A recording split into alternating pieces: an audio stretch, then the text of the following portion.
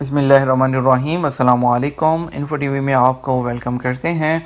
एक अहम खबर आप लोगों के साथ शेयर करना चाह रहे हैं कि कसीम एयरपोर्ट से रियाद के लिए परवाज़ें बंद कर दी गई हैं। वो लोग जो कसीम एयरपोर्ट से रियाद के लिए सफ़र करना चाह रहे थे, कसीम एयरपोर्ट से रियाद के लिए दाखिली परवाज़ें बंद, जबकि जद्दा के लिए कम कर दी गई हैं।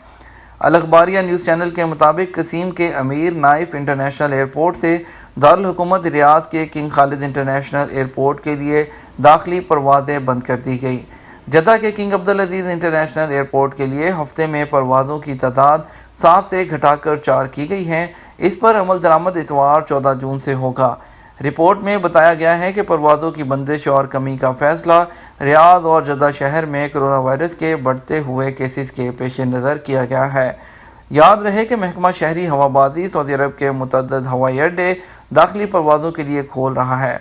रफ्ता रफ्ता ऐसे हवाई अड्डों की तादाद बढ़ाई जा रही थी जिनसे मुकामी शहरी और मुकीम गैर मुल्की डोमेस्टिक परवाज़ों से एक इलाके से दूसरे इलाके का सफ़र कर पा रहे हैं। याद रहे कसीम का अमीर नाइफ इंटरनेशनल एयरपोर्ट सऊदी अरब के उन इब्तदाई हवाई अड्डों में से एक है जहां से 31 मई को दाखिली परवाज़ें बहाल की गई थीं।